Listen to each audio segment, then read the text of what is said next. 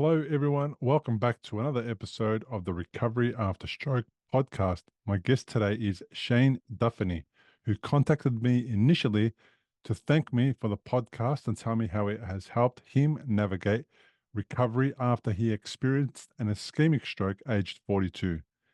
His stroke was caused by damage sustained to one of his blood vessels in his neck several months after being involved in a motor vehicle collision.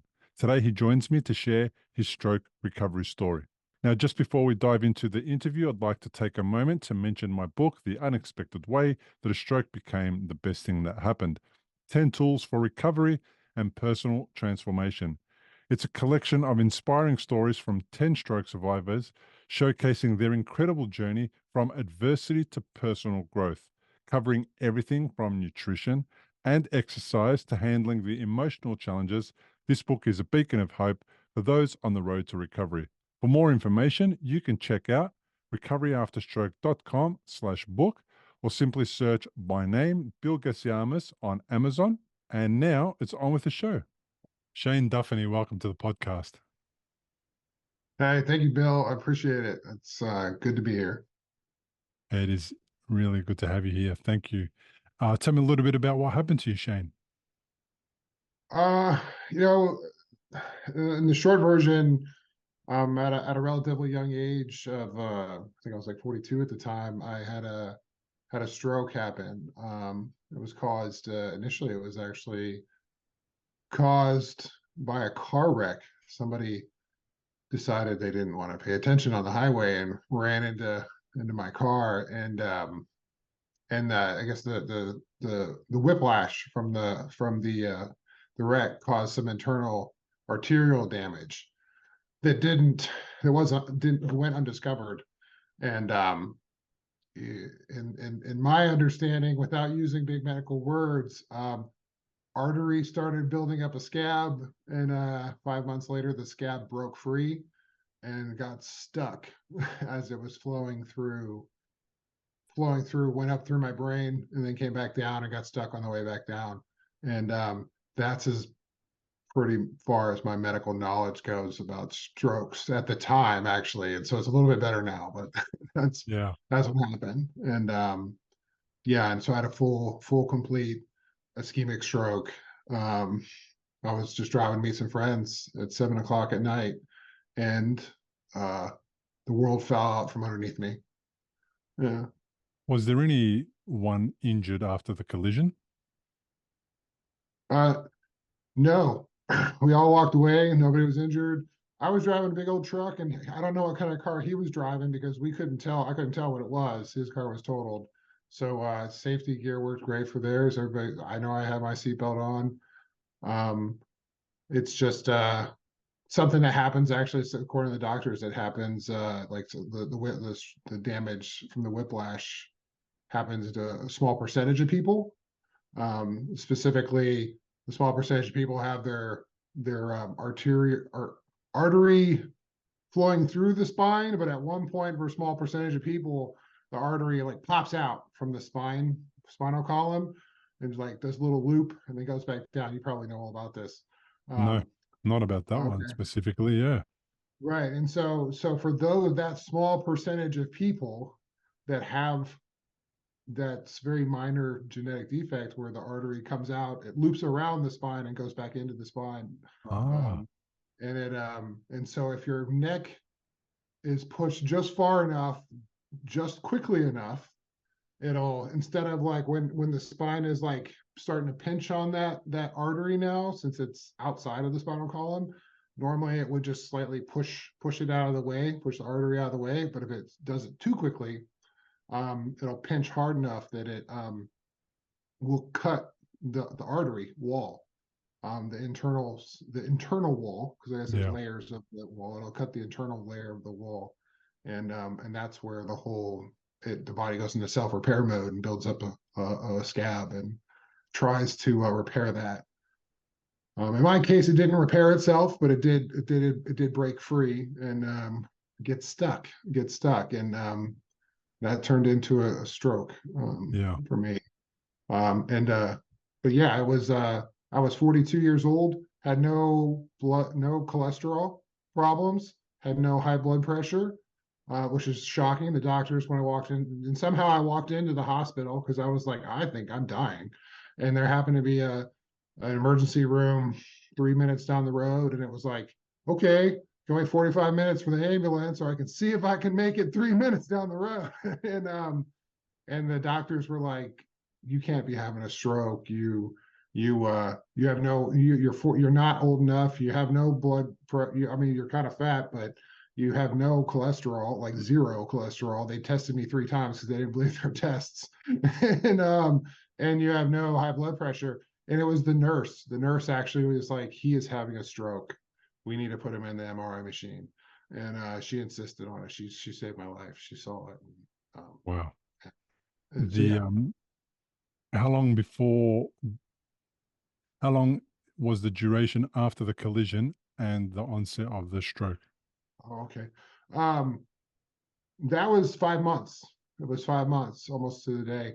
The neurologist said that's typical. They said when somebody has these conditions that create a stroke, it takes about 3 to 5 months for that, back to layman's terms, for the scab to break. It's like a 6-syllable word they use for it, but like seven. But it takes about 3 to 5 months for the scab to break free.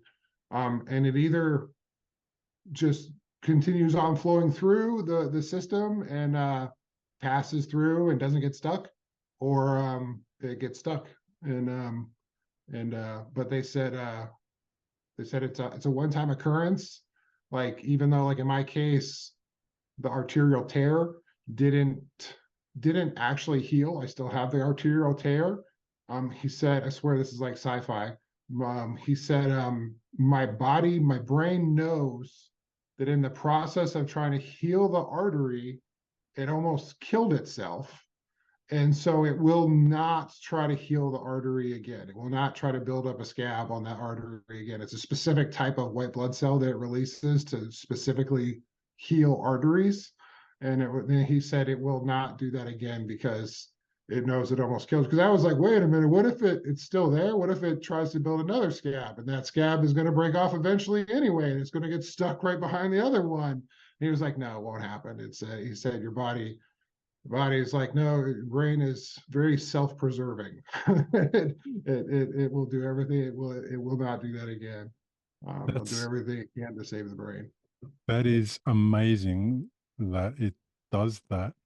It's amazing the body does what it does, regardless all the things Totally. that it does. But then to have that intelligence to go, no, we tried that, that didn't work. Let's move Right. on. Totally. Like that's very cognitive thought. That's like right, that's like decision trees. And you're like, wait a minute, there's somewhere in there the brain just does that, like the body just does that and figures that out. And like bad plan, don't do that again. Yeah, I love that idea. I love that idea. But how did the medical team resolve that issue? What did they do to open up the blood flow again? So once it was identified, um and thank God they did. Yeah, right. Thank God. Because even after they had the imagery back from the MRI, I walked into a training hospital, right? So they had a lot of residents on staff, and that's who was attending me. So it's like no fault to the medical system or the doctors. They just, very, I don't know, been like a year in the field, right? Whereas the nurse had been doing it for 15 years, 14 years. And actually she said her father had just had a stroke 2 months before. So she was very familiar with all the symptoms. But yeah, even after they got the imagery back, the doctor was like, oh, this is just a headache. There's this shadowing in your brain. It's just a headache. And they sent it off to radiology, and the nurse was like, "No, no, don't worry. They'll get back with us in 3 minutes and tell us it's a stroke." But they resolved it as best they could. They did a TPA shot.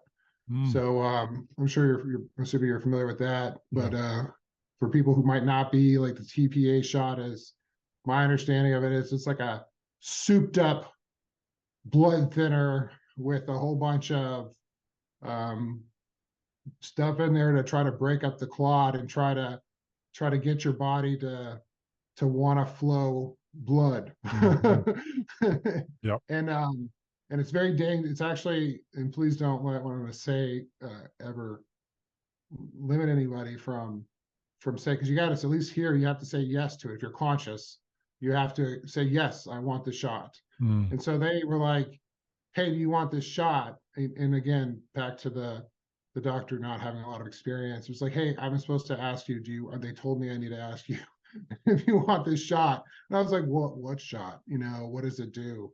And they were like, she's like, well, it makes you bleed and it makes your blood flow faster and you'll bleed. And I was like, I don't want to bleed. I don't feel good right now. I don't want to be bleeding too. And she was like, no, you really want this, like, it's fine. And I was like, well, like, doesn't sound like it's going to be fine. And by the way, like, that's not normal too. That's another thing. It wasn't normal for somebody to be very cognizant of what's going on around them while they're having a stroke, right? And so that was another reason why it was misdiagnosed early. Um, but and finally the nurse was like, look, like, hey, doctor, I think Dr. Reklievich is calling right now. They want you to answer a question.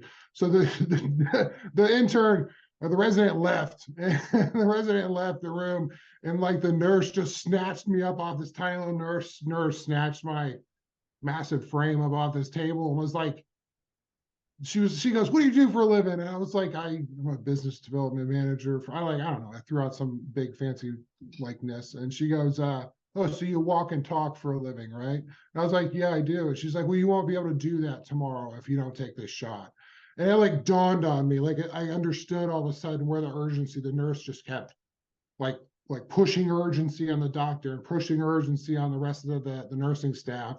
And it just dawned on me, like, oh crap, like there's a time limit to Mm. this shot. So yeah, that and at that point, like, she's trying to hold me back because I'm dragging her out of the room because she won't let go of me, and I'm screaming out the door, like, give me the shot, come back, give me the shot.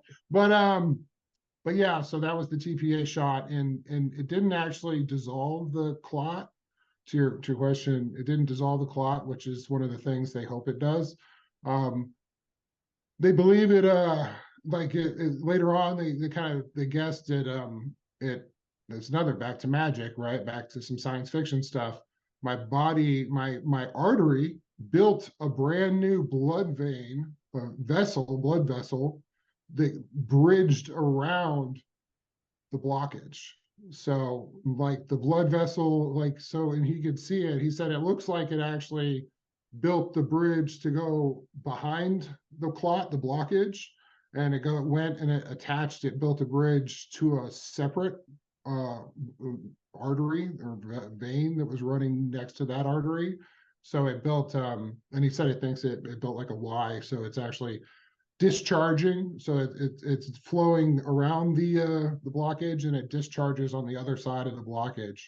And that again, I was like, I read, no, that's like some alien stuff, right? It's like some sci-fi. And he said that's very common. And actually, I've talked to some people with heart attacks that had like they said that's their hearts have done that too. And he said it was just, so either way, so that's what it ended up doing, and they never were able to dissolve the clot. I still have the clot in my neck. It's still there. But it's bypassing, right? There's enough flow going around the clot. And he said maybe it opened up the vessel enough that there's flow, or not just the bridge, but it's also flowing. He said either way, you're getting enough blood to your brain that you're not dying. And they decided not to dig it out. He said where that's stuck at in your head, it's gonna, if we try to dig that out, we're gonna do more damage to you. And of course I was like, I don't know, man. I don't like the thought of this thing being here, but but yeah, so It it's sounds still like they there. made the right decisions. I mean, they might have fumbled their way around explaining things to you and discovering what the issue was, but it sounds like everything else was probably done correctly and in the right way, and as little, um, you know, as less invasive procedure as possible was done, and that seems to have got a great result. What were your symptoms of stroke? So what did you notice where you thought, I need to go to hospital? What were the things that were obvious to you that kind of like something's not right? Great question. So I didn't know anything about stop or whatever. I guess I missed all that in school, or Fast. missed the sign, because they're all over the place, right? So for me, like, initially I thought, like the world just dropped out. I don't know if you've ever been on a roller coaster, one of those roller coasters where they just like take you up really, really, really high and they just let you go. Mm-hmm. That happened like immediately, and and it wouldn't go away. It wouldn't go away, and it just like um exponentially got worse by the second. It was like every 10 seconds it get like 1% more worse. It just kept getting worse and worse and worse. And then I was like, okay, something's wrong. And of course, I'm like, am I having a heart attack? I know. And I was, because there's no pain here. And I was like, and am I having a stroke? And I was thinking, is half of my body gone numb, right? That's about all I knew. And the best I had, and so then I started kind of poking myself and scratching my face, right? And it was weird, like my forehead had gone, the left side of my forehead had gone numb. My left calf had gone numb, right? But and so it was all on one side of the body, but it wasn't the whole side of the body for me, at least. Like I think like my left lip went numb, and I was just like, okay, stroke probably. And but all I knew is, I mean, I don't know, I've lived a little bit of a hard life, and it was not the first time I've almost died, but I was like, oh, you're dying. You're dying right now. And I just kept kind of felt like I was going in and out of consciousness, and I felt like I was just always on the edge of going out of consciousness, and very abruptly, right? It wasn't a gradual, like I'm falling asleep kind of thing. It was Yeah. very abruptly. So was that legitimate, what you said, accurate, what you said about you've nearly died before, and therefore, if you've actually nearly died before, you knew what that felt like, and therefore you recognized this different version, but felt like your life was on the line.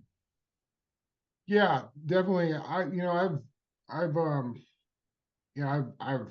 done, I've had jobs where I was an explosives ordnance person, like in the private sector. And, I got blown up once by accident, right? And fortunately, usually if you get blown up by accident, they try to find enough for you to put in a box. And I did that, and that wasn't my case, but it was definitely like strangely like the movies where you're like the person's like on the ground and everything's like, whoa, whoa. And so Mm-hmm. so Mm-hmm. um definitely like that. There's been a few other times I've kind of got blown up again in a different job, but definitely it's one of those like, oh, we're all about to die, kind of like where everything kind of slows down for you, and like if you make the wrong thing, if you do the wrong thing, and the next like every second has to be done perfectly, or everybody's going to die, or at least you are. And I've been in the oil field for a while, and so there was been in that, and uh, I've been homeless before as a kid. I left school. I left home like at 14. It was a lot safer to not be at home. So I left, and so it was a little bit of a rough, I guess. I didn't even really think about it as rough, being a rough life until somebody was telling me, like, Shane, that's not normal. Recently, they were like, that's not normal. I was like, oh, but yeah. So then you got like starvation that comes with that, and like, um, but those are the top three things other than the stroke that I can think of off the top of my head of where I've almost been killed. So But yeah, spidey senses, gut instinct, totally, something's totally, kicking in and going, hey, totally. you've been in a similar situation before. You need to take evasive action. You need to get yourself Completely. up. Well, the big difference there, for the stroke was like with the other ones, you're trying to make yourself dump more adrenaline, right? Yeah, and in times like that, you're trying to like whatever, like you're passing out and you're like slapping yourself to like maybe, and to make sure you don't lose consciousness. And in this case, it was a very, very different in the sense of like there was an internal thing wrong, and I was afraid, like I could feel I was afraid to with this whole like the bottom dropping out feeling. I didn't want to start trying to get my blood to flow harder, right? Just something just was like back to the spidey sense, maybe like versus the other times where it was just like, Keep yeah, as going. much adrenaline as we can get to make it through the next 3 minutes, right? Whereas on the other, in this sense, it was just like go Slow. slow, yeah, very slow, very patiently.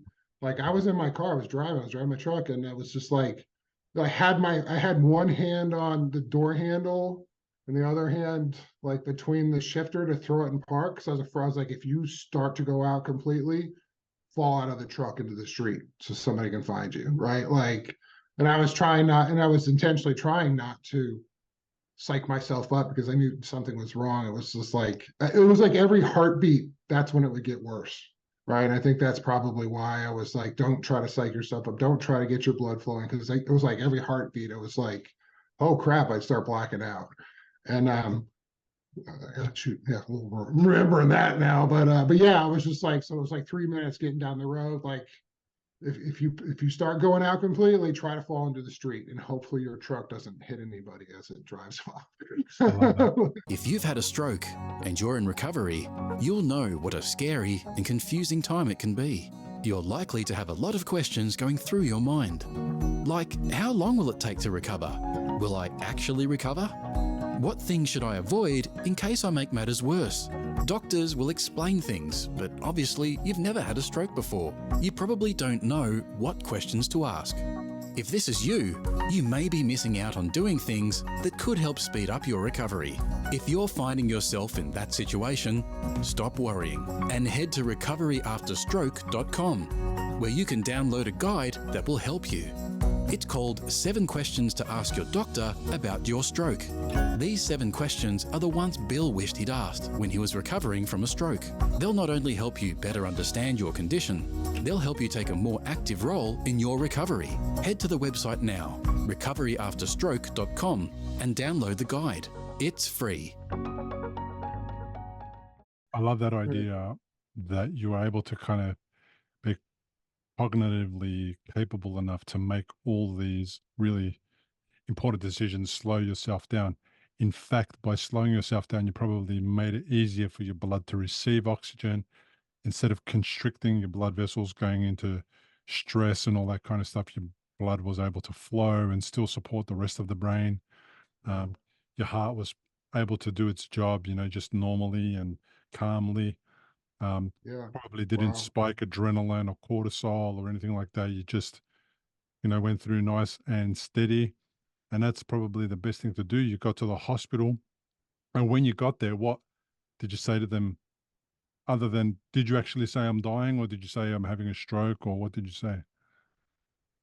Um, I don't know, like I was like, because it's kind of embarrassing because I was just stupid really at this point. I like the stupid male ego thing coming kicking in, right? Like I got this. So I didn't know that at least here at emergency rooms, you can pull your vehicle right up to the emergency room door and jump out, right? And they'll valet park.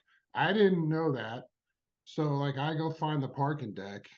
And I drove by the door, right? And I'm even thinking you should probably just park your car right here in the middle of the street and be like, forget it. Like you'll find it later. And I don't know. And I get out in the parking deck and I was like, oh, I need to figure out how to get in the like and I told at one point I'm like, should I find somebody in my head, right? And I'm moving slowly, very aware I'm dying. And and I'm still just like, I got this, and like a dumbass. And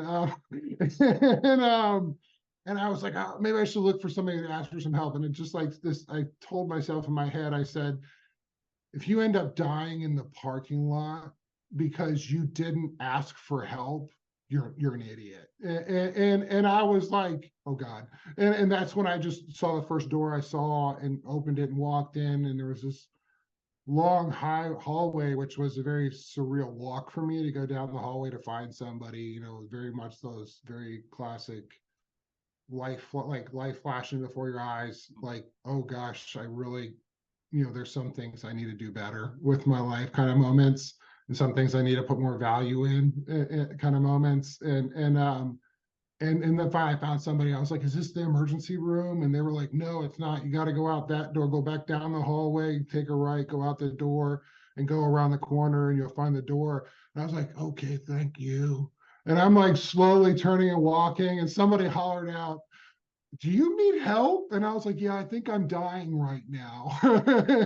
Back to just being stupid, like not asking. It was very, very silly. But thank God that those ladies were like, "Do you need help?" And yeah, and so then they brought me a wheelchair, and then they wheeled me into the ER, and the nurse actually was standing in the waiting room, and she immediately went, "You're having a stroke," and and then she just said, Casey with the K saved my life, and so thank you, Casey.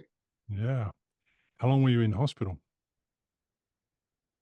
3 days, the weekend, 3 days. They once they diagnosed me and shot me up with the TPA shot. Um, I didn't know this, but after you take the TPA shot, they don't let you sleep because it like can kill you, and they need to make sure it's not burning up your brain, basically. Which is why there's a time limit. And just again, you probably know this, but other people might not. There's a time limit. They they wouldn't give it to me after 2 hours, which is, what the nurse was yelling at me when she pulled me up off the table. And I was like, well, I'll just wait until tomorrow and I'll think it over tonight. And she was like, no, they won't give it to you tomorrow. They'll either give it to you within the next 40 minutes or they won't give it to you at all.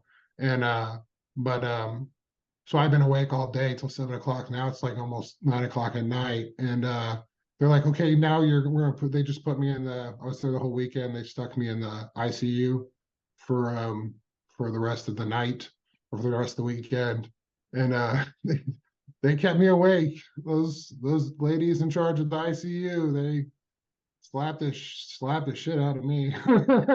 Like, I wake up, I wake back up, kid. Or I guess they weren't saying kid; they were calling me Mr. Duffney a lot. But yeah, it was a good weekend. And when you left hospital, what did you leave with as far as deficits are concerned? Um, I was blessed. I was blessed. Uh, um, I might cry here. I was very blessed. I have a friend, and she had suffered brain damage she worked in a prison, and she had an inmate attack her, and she had some brain damage, and she was like, she told me, she was like, you're gonna go to the neurologist. She visited me while I was in the hospital that weekend. She said, she said, have you thought about what it's going to be like when you do your follow-up with a neurologist? And I was like, no. And she was like, that waiting room is pretty rough. And I understand what she means now. And how lucky I was. So the discharging, the ICU doctor, or the emergency room ICU doctor, um, he discharged me himself personally, and he was like, we don't normally have somebody. He said, I wanted to personally discharge you because I don't normally get to see somebody come in with a stroke and then walk out of here in better condition than they came in here with. Um, and I understand that now, since I've sat in the waiting room of all that being said, though, I still had to learn how to walk and talk again. I didn't have anything that involved. I had aphasia, so I had to learn how to do, think. I had to learn how to process information again, and like formulate full cognitive sentences and ideas and get those out, because like my brain would just stop the process of getting it out my mouth, and anything that involved multisensory, anything like looking and hearing at the same time, or like petting my cat and listening at the same time, like I would immediately, basically, I would have the results like having a concussion, like very dizzy, very, to the point if I keep doing it, I would start getting nauseous and fall down and start throwing up. And then so yeah, I had to do vestibular therapy because I couldn't walk very well. It took me 5 months to be able to walk and talk at the same time again. And to this day, I still have headaches. I had the pain for the next week was just intense. And if you think you can't sleep with the most intense pain in the world, yes, your body will shut down just long enough for you to rest up and wake back up in pain. But that thankfully that level of pain's gone. But I do have long-term headaches. I'll always have headaches. They say they've got me on a medication management for that. End up being it's very low cost. So just got to make sure I take it before I go to bed. If I don't, I'll regret it tomorrow. But yeah, like other than that, back to work, fully functional. But yeah, long road. Had to learn how to walk and talk again, kind of at the same time at least.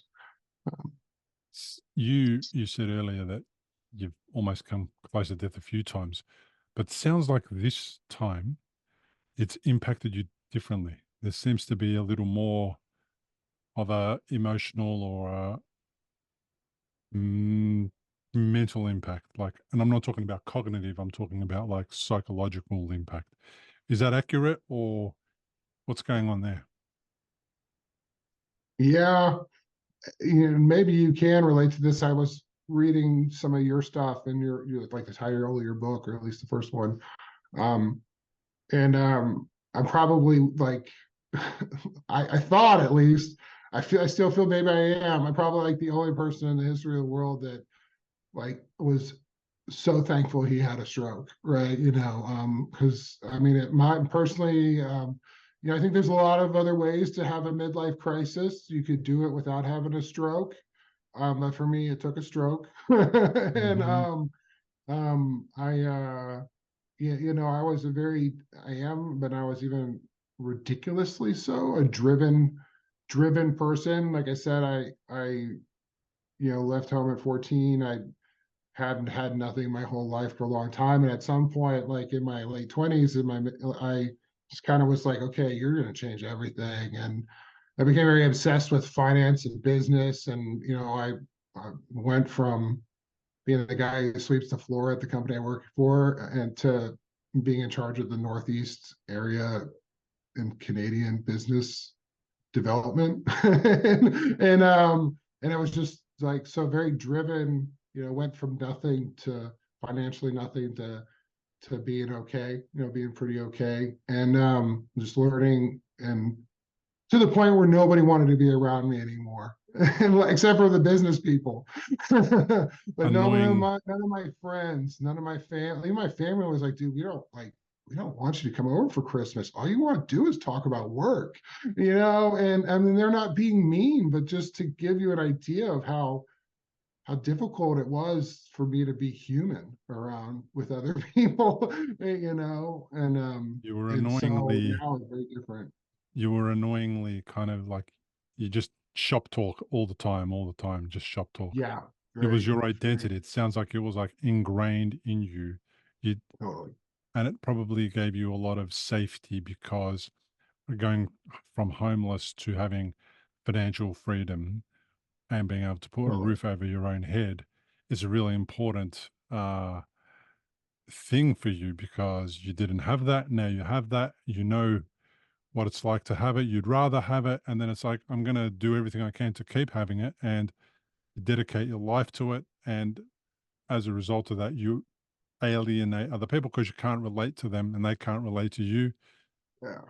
And they're like, chill out. And you're like, no, we've got to keep going and keep doing this Very work astute, thing. very astute.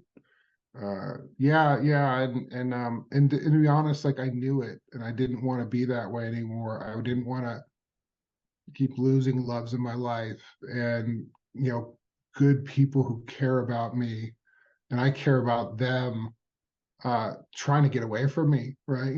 I knew it was going on in my personal life, and I couldn't stop it.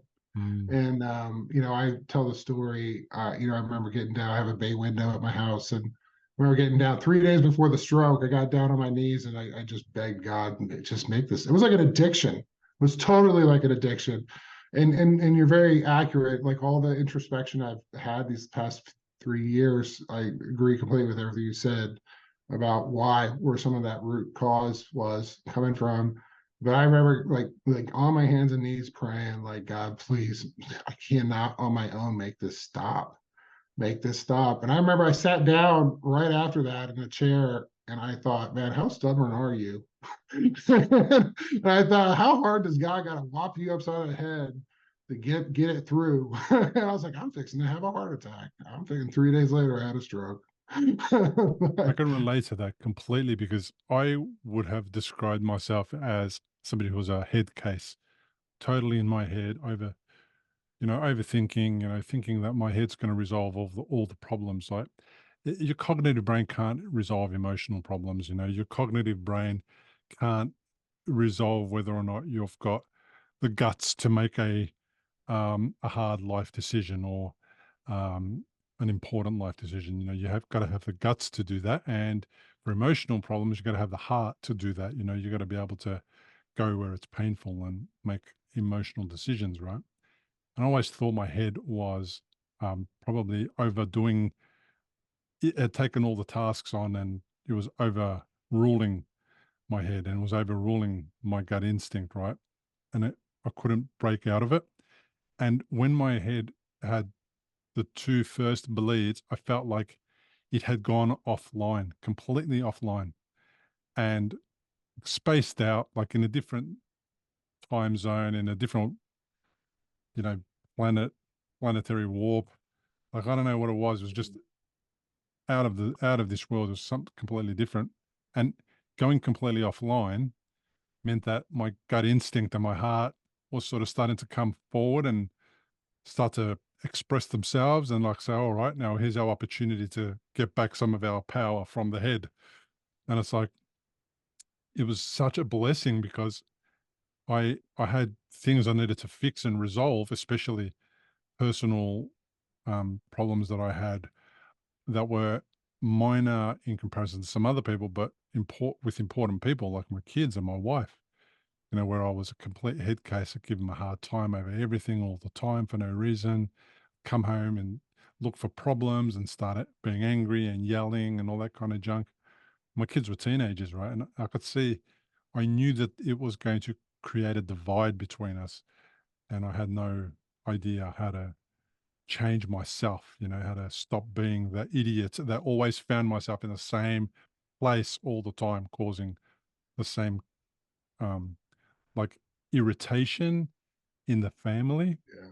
And when the head switched off, I was able to really address those issues. And it was a big blessing. Like it was hard and I didn't know if I was going to survive and I didn't know if I was going to be able to ever work again, make money or any of that stuff.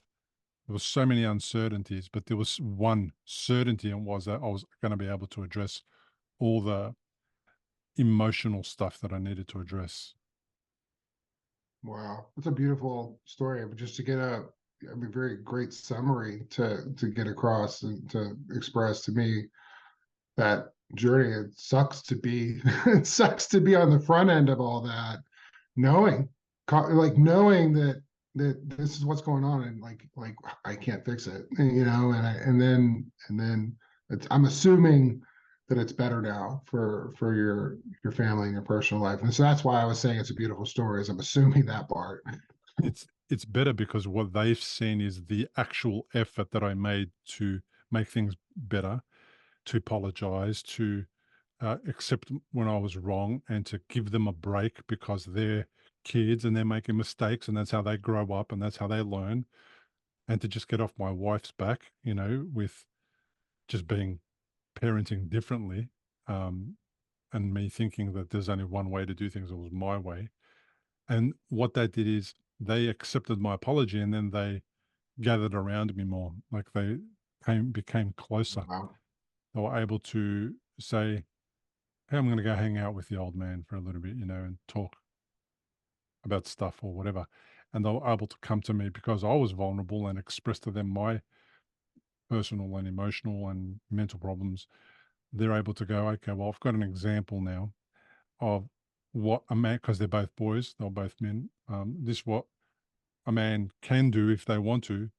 So now when they're going through a tough time as adults, they can come to me, or they can go to see a counselor, or they can go to anyone, and they can actually talk through their tough times instead of sit with them and make matters worse just by sitting in there and overthinking things. So yeah, it helps to bridge the generation gap, and then it helps to heal the wounds, and then it helps to just overcome some of those things that you don't realize. You start off with the best intentions, but it causes a rift in the relationship, and then you've lost them, and then it's hard to get them back. I it's funny, like in a way it's funny, like at some point with all that success, quote success, like I thought, well, okay, you've become the man you always wanted to be. And the reality is, like, my cousin sent me a letter, a thank you letter I got last week. My uncle passed away, and I like dropped everything, went to help them, and that was months ago. And now I went back over there to help them close up. Best is just to be in the room with them while they're going through everything, right? Going through the stuff and seeing what they want to carry with them through the rest of their life. And I remember getting that letter, this very heartfelt thank you for being there, and thank you for just being this presence that was, helpful and calming. And I was just thinking, okay, now I'm the man I always wanted to be, and to because that's yeah, I wanted to be that person. Yeah, that's more honorable ways to Yeah, be. you can't just be a big head on a body and turn up to places and cognitively solve everybody's problems. Right. Sometimes when they lose somebody, right, you can't go in there with a head-based solution. You got to go there and just be present. And even if you don't know what to say, and you're just there and you're calm and you're loving, you're expressing love just by being Mhm. there, right? People, they catch on and they sense that, and it's appreciated. Yeah. And it's easy to do, Shane. You don't have to do much, to be. You're right. It is. Sometimes it's hard to just shut up and sit there, but Yeah, but you're right. It doesn't take a lot. It doesn't cost anything. It doesn't cost anything, and it's so invaluable. And it took a stroke for me to become the person I wish I've always wanted to be. yeah. And That's crazy, crazy good, and just crazy. It's insane that words come out of more than one person's mouth. Those words. So many people have said the same thing, and I love that. What it does is it transforms this terrible thing that happened to you. You almost took your life and all those things, but it's transformed it into this amazing thing. And that is what's great about it. It's like, where are the gifts in this terrible time that occurred? Where's the possibility for growth? And that's what my book is about. It's about the unexpected way that a stroke became the best thing that happened. And it became that. It states that clearly it wasn't the best thing that happened. It didn't start off as a great thing. We were completely overwhelmed by everything that it did and caused and the challenges, but Mhm. somehow we managed to drag some positivity out of it. And that came almost like you said, instinctively. It was just these things all happened without me really putting a lot of, in a business decision, these are your goals. All right, if I do this, this, that, and that, and that, and that, I'll definitely get that result, or come very close to getting that result. Yeah. Whereas with the podcast, I didn't have any of those thoughts. It was like, I should have a podcast. And that was it. I did it. And then, oh, I think I need a better microphone. I'll just get a better microphone when I can manage to bring the money together. Oh, and then I'll learn how to edit. And then, do you know what I mean? Like, there was no preconceived things that I was going to definitely do with this stroke, and I was going to transform it, and I was going to, no, it Okay. was just me acting from a heart space and going, all right, what could be good about doing a podcast? I'll meet other people. Okay, what else? And then Yeah. it was like, they'll relate to me. I'll relate to them. And then what I didn't realize was that after X amount of episodes, that it was actually making a difference to other people, and that was helping them, and they were feeling better, and that was making this stroke recovery. I knew none of that stuff. I never had any of those expectations. And then it's like, wow, here we go. And it was all Wow. simply from me just going, I'm going to follow my heart and I'm going to do the thing that that I think is a great thing to do. That's it. And I never had a lot of time or energy or cognitive ability at the beginning. It was really hard to put 2 episodes together, one after another. So, I couldn't do 1 episode a week. But then about 4 or 5 years after putting episodes out intermittently, I started to find my mojo, and I was able to put out and commit to 1 episode a week. And that's been like that for about 3 or 4 years now, right? So Good. it took a long time, and it's part of the healing journey. It's helped me recover. It's helped me heal. It's helped me look back and go, look how far you've come. Volunteering did that as well, going and just volunteering at the Stroke Foundation here in Australia and Okay. meeting other stroke survivors. That was not something that the old me would have ever done. Volunteer and help other people for free and all that. Well, like, what are you talking about? As if, why would you do that? So it was like a massive opportunity for growth for anyone listening us. And it's like, where is the path of least resistance? Where can you go and get the most massive benefit in return, whether it's emotional, mental, or physical return, by doing the smallest, uh, putting in the smallest effort possible? So it's like almost the lazy person's approach to life, but it's to preserve your energy so that you can actually attend that event or that thing and do that thing and then reap the rewards from doing it.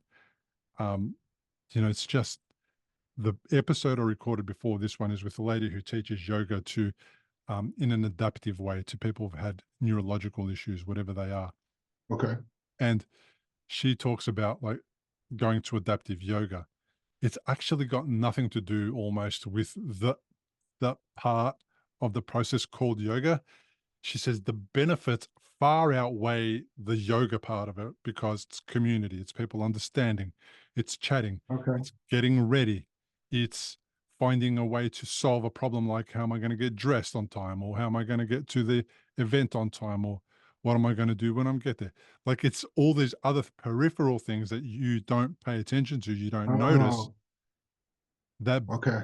are the benefit. The yoga is this just amazing excuse Right. to turn up somewhere and meet with like-minded people, but the other peripheral benefits are just huge. And that's what the podcast has done for me, and that's what volunteering did for me, and then that's how the book just came to be. It seemed to be a natural progression. It took 4 years to write and develop the idea and all of that, but it was just a natural progression, and it came to an end, and now there's a book, and people think, oh, that's impossible, I can't do that. But believe me, I never read a book before my stroke because I didn't think they were useful. But then when I needed to learn about my recovery and how to get better,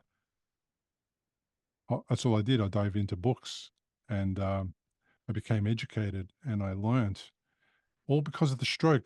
All this stuff is not Bill before, Bill Right. before stroke is not this guy. Yeah, and I'm really glad you pointed out, so many of those things, because somebody might take it the wrong way when I say like it was the greatest thing that ever happened to me, and they could look at me and go like, "Oh yeah, well you're walking, look at you, you're fine, right?" And they didn't hear the part because I didn't say it, but you did. There's a part of the story where back to that like weeks of pain and having to learn how to walk and talk again. And fortunately, I was able to quickly, like I could, yeah, like you said, like the peripheral things these people are experiencing together, because you have to learn how to get dressed again. You have to learn how to put your pants back on. You have to learn how to button them again. You have to learn how to like cook. It was like being in my 90s. Like, I'm like, oh, this is what being old and invalid, I couldn't, somebody would take me to the store so we could go buy food, and I couldn't get in the door, and I'd be like, you have to take me back home. because like I'm about to pass out, right? And it was like then it was just like incremental victories, being able to get down the stairs, being able to get to the car. Like, if I didn't put the work in today to be able to function tomorrow, like practice walking, practice turning my head and looking at something, like until you lose the ability to turn your head and look at something, you don't know what it's like to fight to get that back. So yeah, those peripheral things, and then only really other people been in that situation can't have had. So yeah, I mean, yeah, like, and again, I was very fortunate. I got the shot. The people who 7 years later are still very visibly, um, you know, um, not functioning well. Like those people didn't get the shot, but they're still probably pretty. I mean, a few of them I met are the ones I've met, and I'm so excited when I hear somebody talking about like my son just had a stroke. Like I'm like, hey, he'll get better. Just he will, he will. Like I mean, or like people come up to me and talk to me because I'll be telling a friend. I see a friend. I used to live in Texas. I live in Pennsylvania now, and they were in town, and we caught up, and somebody heard me telling the story. And they came up to me and they said, my son just had a stroke, and it's like, is there anything you think I should tell him? And I was like, he will get better. Like, do that. There is trained, committed people out there to in the medical field, the medical community, to help him get better. Like, just do it. He'll get better 1 inch at a time, but it will happen. And so yeah, it's great to be able to have that. I mean, it's like the most rewarding thing. And now here I'm trying to do like I'm doing financial coaching now because I love, like, that's where my heart's gone. Like I love seeing, like, I was having a haircut the other day and I was talking to this lady and she's like, I can't retire, I can't afford it, da da da da. And she told me some things and I was like, well, did you check this and did you check that? And she was like, no, I didn't. I didn't know you could. And like by the time I left, she was like, I think I can retire. And just that, like, I changed her world. like that information changed her world. I was high on life for a week after that. So it's really great to be able to follow your heart a lot more, right?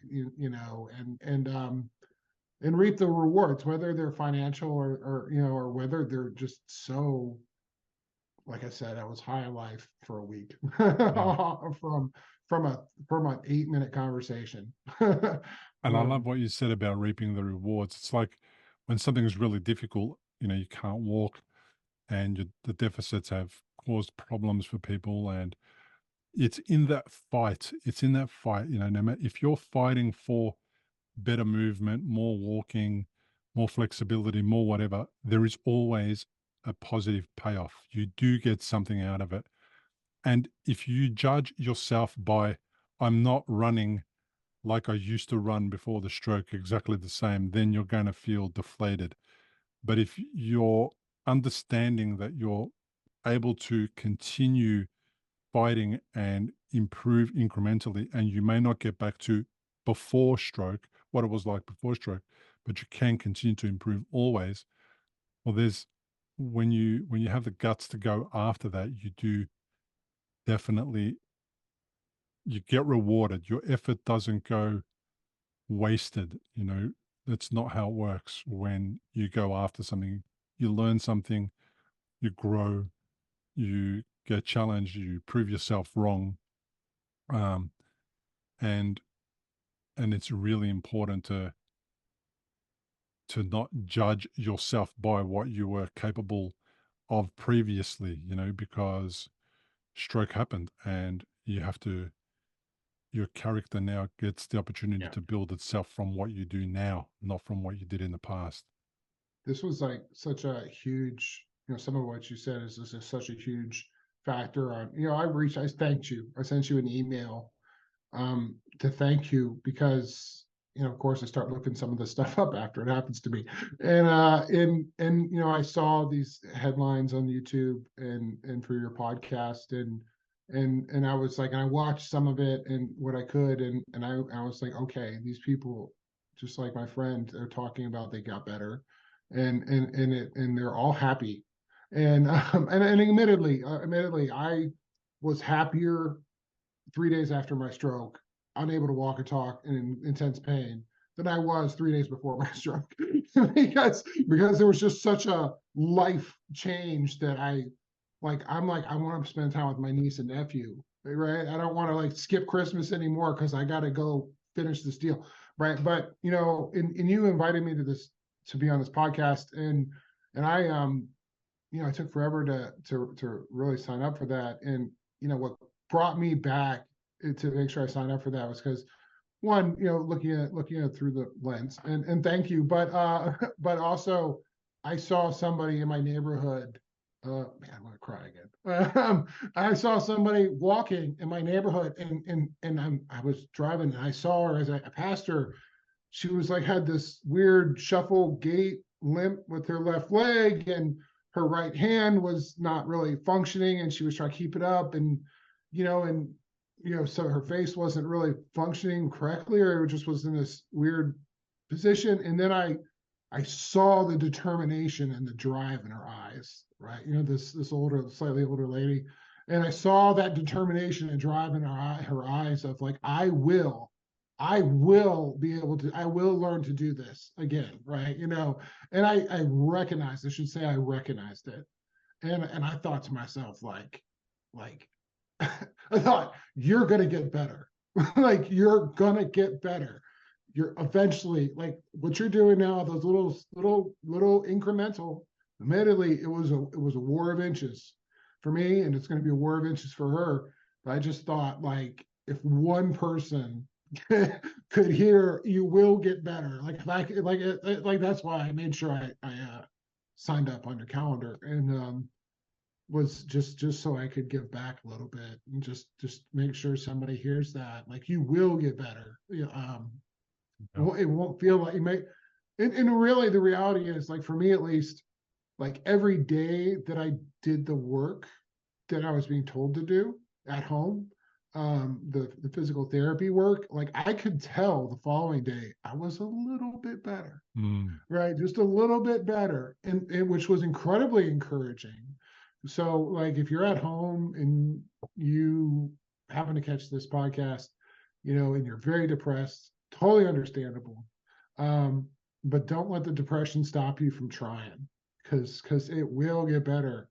And I was the guy who told the freaking neurologist, because he was like, I'm gonna sign this paperwork that you're out for the rest of the year from work. And I was like, no. I'll be back in 3 months. I'll be back in 3 months. No, you fill that out for I think I said 5 months or something like that. Like I'll be back, you know, and I made him fill it out for like whatever, 3, 5 months. I don't know. And like I humbly went back to him and I was like, I just didn't realize how bad I was. I was the last one to figure out how bad I was. And I humbly went back to him. I was like, you don't understand who I am. I make things happen, like you were talking. And I humbly went back to him, apologized, and just told him I'm sorry for thinking I knew better than you. You know, that was very, very ignorant. I mean, I did, and I asked him, "Can you fill this out? Refill this out for me."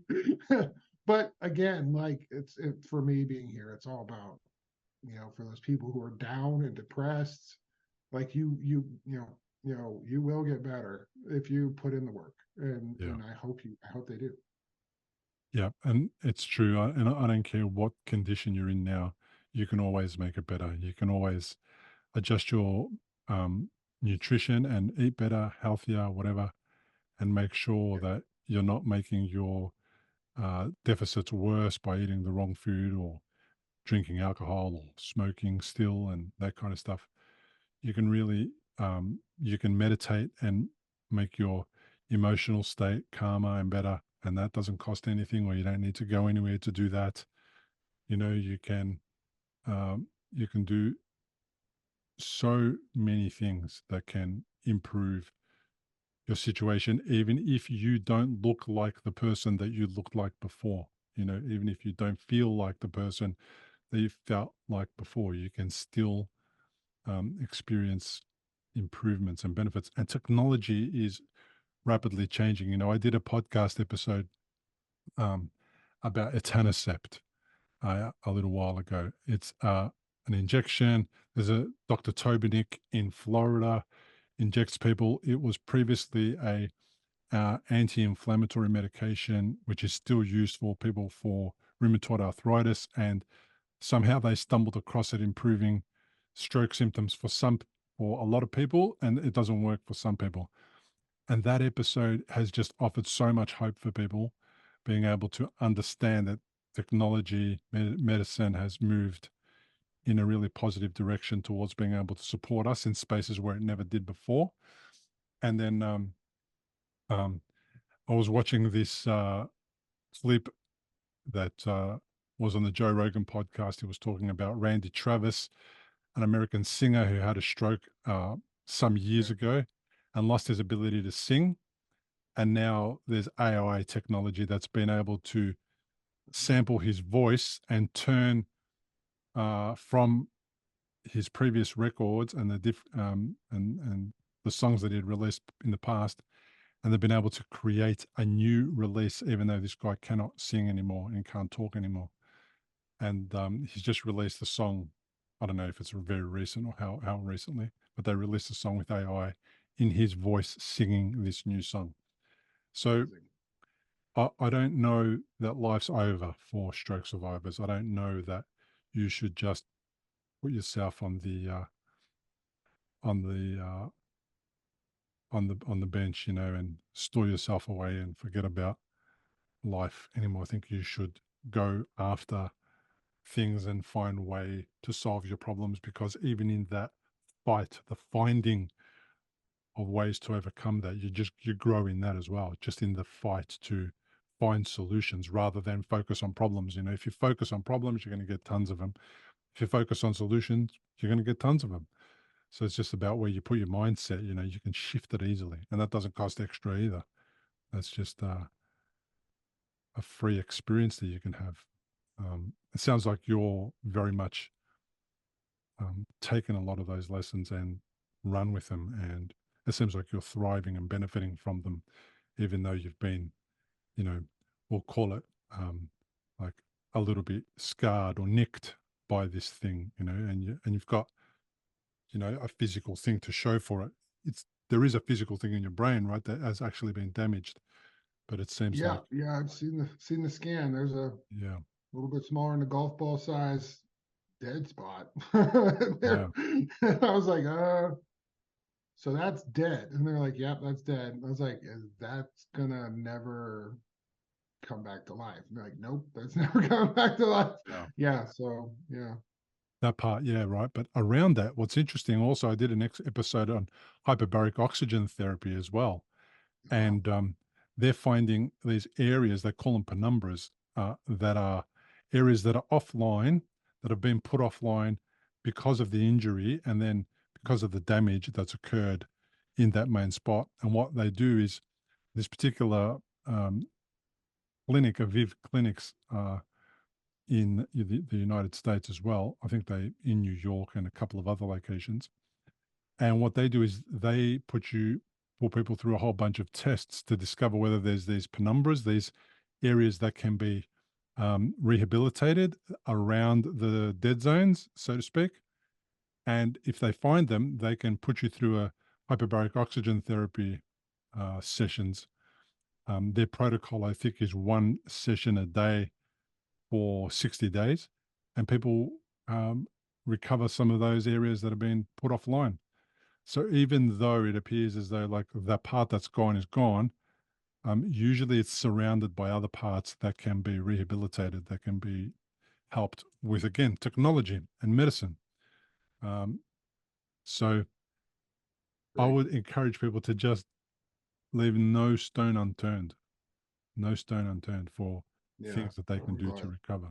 I'm glad you told me about that. I mean, anything that can help with the neuroplasticity, coming back, or the building up stronger blood veins. Like, that little bridge going around that blockage is much smaller than the original vein. I was like, I'll take 2 or 3 more of those little bridges.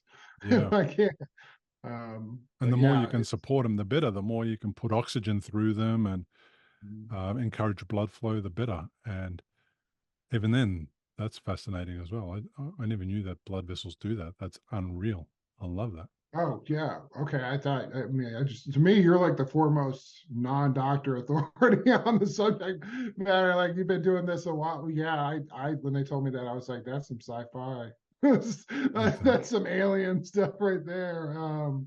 It is. Um, Oh, but I yeah, must admit, I've learned a lot about stroke recovery, all the different conditions and all that kind of stuff. And it's, I'm not an expert in any medical sense or any of that, but I can definitely relate to a lot of things that people are saying and give them a sense of, like, go there, have a look there, or speak to that person, or check out this, or this is another thing I came up with. Or I remember on that interview, somebody said something like that. So, I'm this like a hub of information that I could send people to and from, and it makes a massive difference in being able to decrease the amount of time that stroke survivors find that information, right? So previously they might have had to stumble across it over a year or two or months or whatever.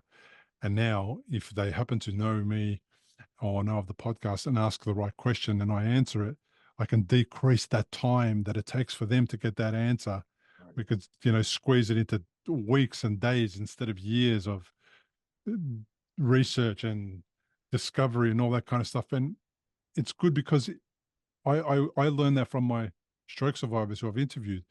My neurologists don't know that some of that stuff, my doctors don't know that stuff, and certainly my experience is a lot of the doctors and the neurologists that we deal with in the acute phase of our stroke, we never ever see again afterwards. So Yeah. you can't follow up with them and you can't get more information out of them. All you do is get patched up and sent home. And that's the hard part. That's where the gap of information lies.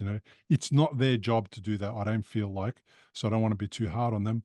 And that's where I feel like I fit in. That's my job to do that, right? It's to to create the network of information so that people can get to it easier. Yeah, and you make a really good point. I mean, again, not to go down to be too rough on the doctors, the medical people in this field, because I mean, somebody pointed out to me, for like the neurologist to be to make it and be a neurologist, that's a lot of dedicated time and schooling. And it's not like a kind of school where everybody just gets an A if you do good enough. No, it's like only a certain amount of, it's like whoever's the best of the best is allowed to be that. And that's how it goes on the ranking system. And like we know up front, like this many of you are going to fail because you're just not as good as these other people. Like, it's not like you just get a certificate or a degree in it. You have to be the best of the best. Either way, and so they have their own reasons to go through all of that and to be that committed to get into to become a neurologist who does brain surgery, who works with stroke victims. And that's back to the comment I made about committed medical dedicated professionals who come up with off the wall things that really maybe aren't approved or aren't what's considered the medical way of doing it, but it's like, well, we've seen patients get better when they stand on this wobble board, right? When I take them up for a hike outside and have them look at the skyline while they're walking, they seem to improve quicker than if they use this tool, right? So then that becomes like, again, it's like people are going in there, like professionals are going in their off hours to go with patients and help them. But either way, right, it's like, they're very in the trenches of it. And sometimes, I've done some things and tried some things that I found out, oh, they do in another country, or they tried at some other point, in some other time, and it worked out sort of well, and maybe it's not just like what's considered like the most modern. I think you make a good point too, like back to the neurologist, but like, my neurologist who was for my stroke is very different than the neurologist for my ongoing pain in my brain. Right. And so, the neurologist for my strokes, like, well, yeah, they do this and they do that. They can work with you for turns out like Botox. You can do Botox to try to alleviate the pain. And so I go to the neurologist for the headache specifically, and he's like, no, we don't do that first. like we don't do that first. We do that in extreme cases. And so just there's differences in Skill sets. the discipline and fields and skill sets of neurology, so yeah, it's yeah, to be able to find a source like yourself or your webpage or your podcast, the internet, the internet. The internet. Oh my But gosh, yeah. it's to get some, practice some things or get some resolutions or just try something different. And again, if it works, if it even helps a little bit, like a little bit, 2% better today than I was yesterday, It's huge. is a lot, especially when I can do 2%. I can be 2% better the following day and 1% better the next day. And yeah, I'll try anything. And The cumulative benefits are massive, massive. And YouTube is a unbelievable resource for stroke survivors. I mean, it's endless what you can find on YouTube about how There's to becoming support yourself. more information on that subject, at least like through 2021, I think it was when this happened. Like it seems there's more information out there on ischemic, like the cardio tear, whatever they call it, the special medical term. There's a lot more information out there now just on that tear. There's very little information to find out there, but I can find there's a lot more out there on YouTube to find. And I'm like watching like a 2-hour lecture by some doctor in Toronto, right? In Toronto, Canada, and I'm like, wow, like that's good to know. And like and turning around too, like at least I run into this, like going to a doctor for something else, just anything else, whatever, like a normal general practitioner. And it's funny because the discharging doctor, even though he was like, I want to discharge you personally because I don't get to discharge somebody in better condition than they walked in here very often. But also too, he wanted to make sure I understood fully what happened to me. Like you had a ischemic or ischemic stroke, you have full on, like he was very specific. You had a full on isometric stroke, not a wandering stroke or whatever they're calling them in whatever part of the country right now for like a partial stroke. And I've run into that too, where like, again, like because of the effort and the work put in and how fortunate I was, like somebody go like, man, I would never know you had a stroke. And it's like, that's a great compliment because the work put in. Then I'll go to a general practitioner and they're like, they don't believe me. Like, and then I'm like, and they see like, oh, you've been prescribed high blood pressure medication, so you have high blood pressure and you have all these other, so maybe the reason you're here for me now is because like your symptom would be the high blood pressure. I'm like, I don't have high blood pressure. They just prescribed me that medication because that's what they prescribe stroke people. So like also like being able to be more informed on the subject matter, and especially when it comes to technical terminology, like to be able to kind of throw some of that, and picking it up from from professionals in that specific field on YouTube, to walk into at least I run into it a lot where they're just like, they don't want to, like sometimes they don't want to, the doctor doesn't want to listen or, like when I start saying, hey, I had this, and I start using like explaining it to them, they're like, oh, okay, no, I see that now. Okay. They want to be the one source for medical information, which it's not, they can't be, that's like, that's an ego thing. What they need to be is they need to listen and they need to embrace what you're saying and they need to respond appropriately in a medical way and say, yeah, I'm not sure about that, or I'll look into that, or you might be mistaken about that. They need to allow you to have the conversation. The days where you go to the doctor and you let them do whatever they want, and then you just accept that. That was my dad's generation, my mum's generation. Not us. We don't do that. I'm sure what the it's doctors, frustrating for the medical person too. it is, but they need to step up. They need to know their stuff, and if they don't know their stuff, they need to be able to know who to send us to if they don't know their stuff, and that's okay. I'm not expecting everyone to know everything, but I'm expecting them to respond appropriately when I challenge them, and they can't respond. I'm not doing it to teach you a lesson or to make you feel like you're a terrible medical professional. Like, I'm not doing that. I'm just trying to protect myself and I want to make sure I make the right decisions going forward because I have the cognitive ability to. So I am going to do it. And I don't have time for you to make mistakes and to create setbacks for me.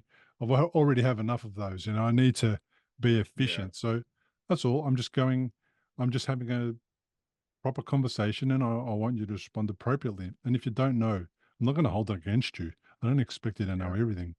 Yeah. That's Don't, that's like you're all it saying, is. like, don't dismiss, like, at least don't dismiss what I'm saying or what I Yeah. mean, there, I mean, I will tell a medical professional that actually listens to me and listens Yeah. and listens, or really does. I will thank them. Like, thank you Yeah. so much for patiently listening to me. Yeah.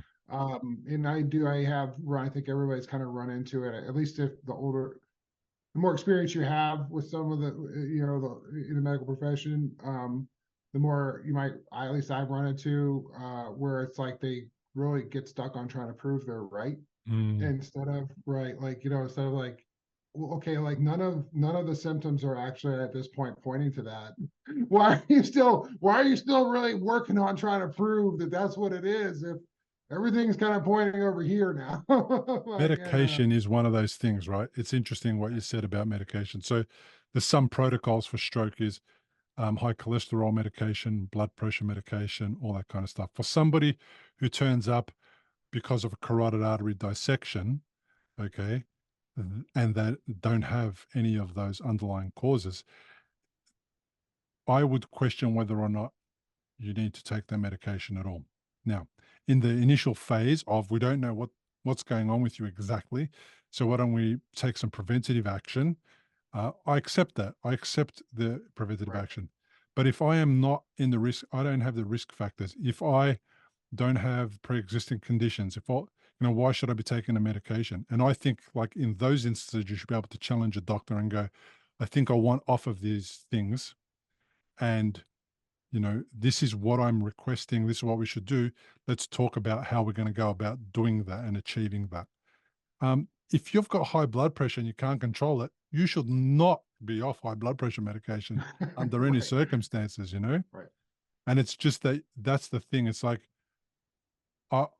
and I've had interviews where I've interviewed stroke survivors who have said that they'll put on all this stuff preventatively, and then they were like, I think I want off, and found the right doctor and discussed it and became monitored and did bloods and did all that stuff. And eventually they got off it. And it's better to be not taking a medication that you don't need than to be taking one. Um, uh, Yeah, and I mean, I ran into, like I said earlier, like the big thing I ran into, and I similar. I fought to get off some of it, to get it, some of it, like, we went back on later, and but it was because there's, again, the protocol before discharge is. mm, And mm, that's what they told me. Like, it's the kid, the resident was like, okay, well, this is what we get. We sign you up for once. If you even, I remember they even had a conversation. The one resident said to the other one, but he doesn't have high blood pressure, and they were like, well, yeah, but that's what we give him, and well, let's just give it to him. You can get taken off it later. And the thing I've run into, um, is then my chart now says that, and like, mm, you're on this, and I start getting misdiagnosed for other things because then the medical professional in the future, this is what's happened to me, sees I'm on high blood pressure, and now it starts misdiagnosing me because they assume I have high blood pressure, right? And so it complicates it the complicates medical it. And so history. I've really fought to get that taken off. Like, hey, let's get that off of there, because it's like, I don't have, again, like you said, I don't have time to come Yeah. back 3 more times when we probably could diagnose this the first time if you Yeah. eliminate the just as an example, the high blood pressure that's not there. Like, Yeah. um, Yeah. Yeah. but I yeah, think that's the thing, like being accurate in your diagnosis and in your medical history, your actual medical history is really important to be accurate, and that's the right. thing. I just updated my medical history correctly the other day. I was like, you need to make this correct. Like, this Yeah. is very important. It's funny you said that. I'm sorry, I didn't mean I interrupted you. I No, apologize. that's all right. That's all right. Look, I'm curious about a couple of things as we wrap up now. What I'm curious about is, what's the hardest thing about stroke? That's a good question.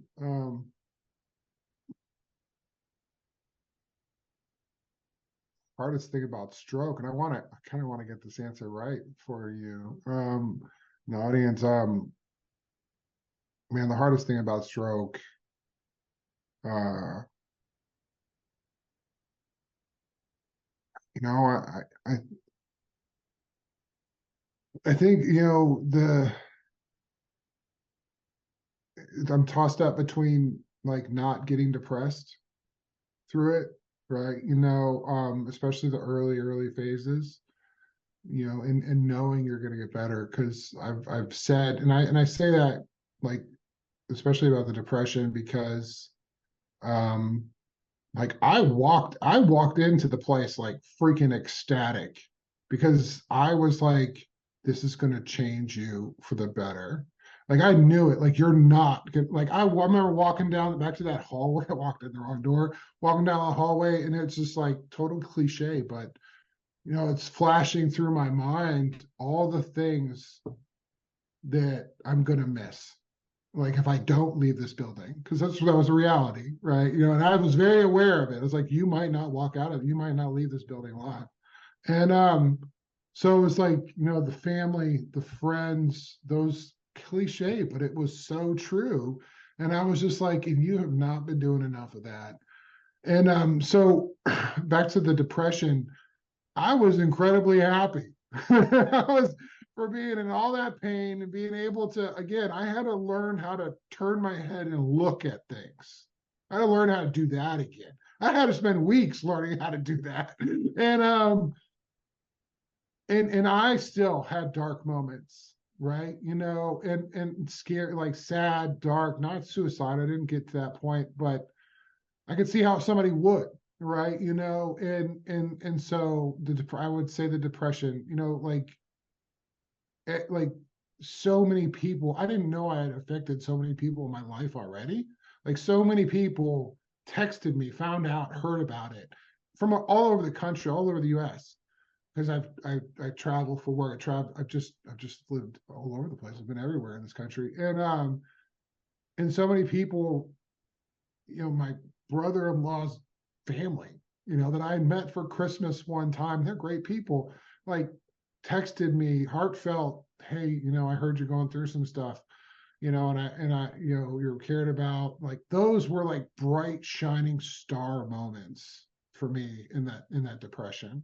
And I've made sure for myself, I personally made sure every one of those people who reached out to me, like when I see them again in person, I thank them. When I look them in the eye and I thank them, I tell them how much that mattered in that moment.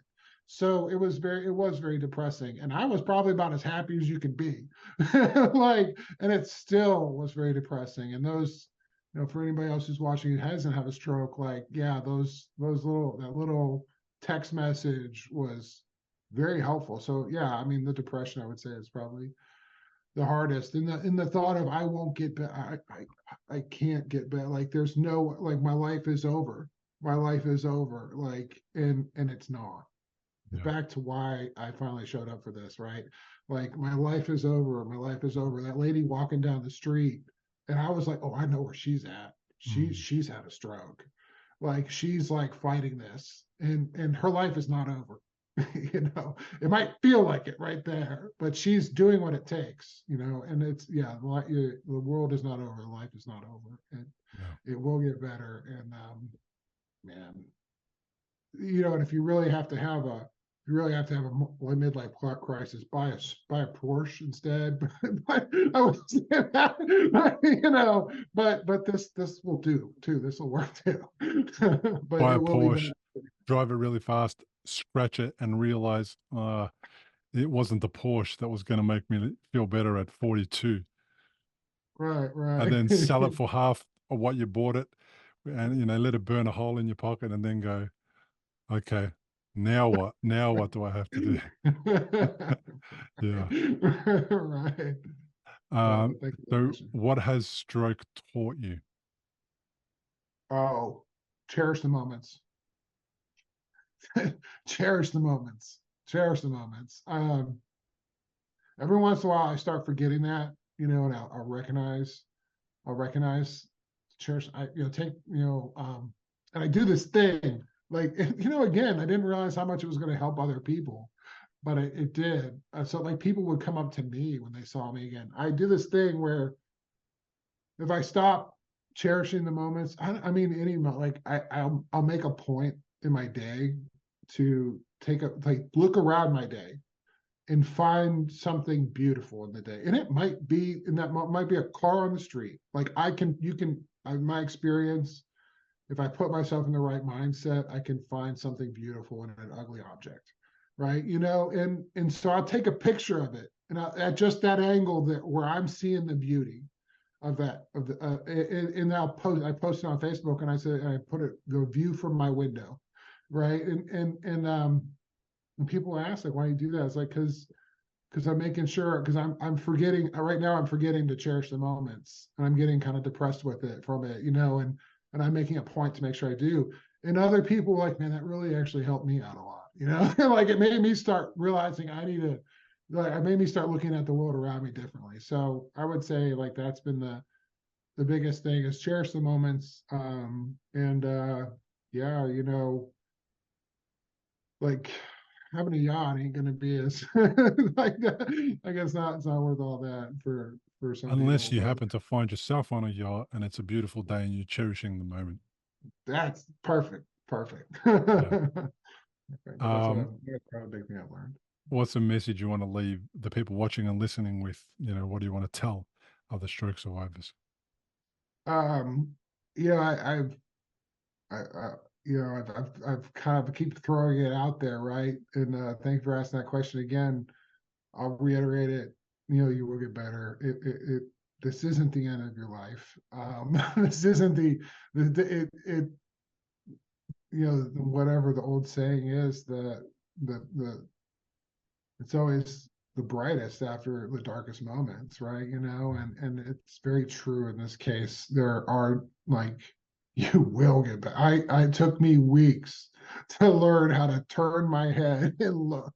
So they will put a Z on the end of a stick and they're like, okay, follow it with your eyes. Like I say, I wasn't even turning my head.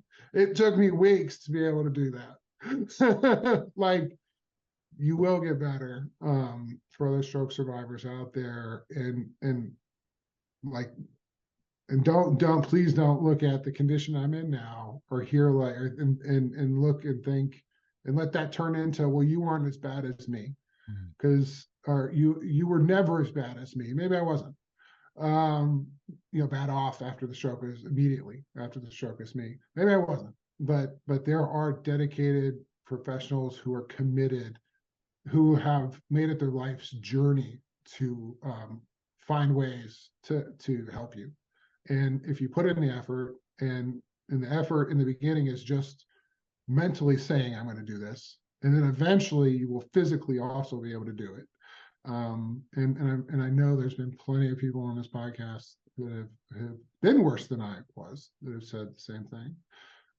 So please, yeah, like I guess that's just the big thing. Like, you will get better. Keep on keeping on. You'll get better. Keep trying it. Awesome, Shane. And on that note, thank you so much for A, reaching out, sending me that amazing email, B, agreeing to be on the podcast, sharing your story. I really appreciate it. Absolutely. Thank you very much, Bill. Thanks for following your personal journey and finding your personal journey with this and being there for everybody. Thanks for joining us on today's episode. If you're interested in a copy of my book, you can go to Amazon and use my name, Bill Gasiamis, in the search bar, or visit recoveryafterstroke.com/book. To learn more about my guests, including their social media links, and to download the full interview transcript, head over to recoveryafterstroke.com/episodes. A huge thank you to everyone who has left a review. It means the world to me. Reviews are crucial for podcasts to thrive, and your feedback helps others find this valuable content, making their stroke recovery journey a little easier. If you haven't left a review yet, please consider leaving a 5-star review. and a few words about what the show means to you on iTunes and Spotify. If you're watching on YouTube, leave a comment below the video, like the episode, and subscribe to the show on your preferred platform to get notifications of future episodes. If you are a stroke survivor with a story to share, now's the perfect time to join me on the show. The interviews are unscripted and don't require any planning. Just be yourself and share your experience to help others in similar situations. Thanks so much for being here once again. I really appreciate you. See you on the next episode. Importantly, we present many podcasts designed to give you an insight and understanding into the experiences of other individuals. Opinions and treatment protocols discussed during any podcast are the individual's own experience, and we do not necessarily share the same opinion, nor do we recommend any treatment protocol discussed. All content on this website and any linked blog, podcast, or video material controlled this website or content is created and produced for informational purposes only and is largely based on the personal experience of Bill Gassiamis. The content is intended to complement your medical treatment and support healing. It is not intended to be a substitute for professional medical advice and should not be relied on as health advice. The information is general and may not be suitable for your personal injuries, circumstances, or health objectives. Do not use our content as a standalone resource to diagnose, treat, cure, or prevent any disease for therapeutic purposes or as a substitute for the advice of a health professional. Never delay seeking advice or disregard the advice of a medical professional, your doctor, or your rehabilitation program based on our content. If you have any questions or concerns about your health or medical condition, please seek guidance from a doctor or other medical professional. If you are experiencing a health emergency or think you might be, call 000 if in Australia, or your local emergency number immediately for emergency assistance, or go to the nearest hospital emergency department. Medical information changes constantly. While we aim to provide current, quality information in our content, we do not provide any guarantees and assume no legal liability or responsibility for the accuracy, currency, or completeness of the content. If you choose to rely on any information within our content, you do so solely at your own risk. We are careful with links we provide. However, third-party links from our website are followed at your own risk, and we are not responsible for any information you find there.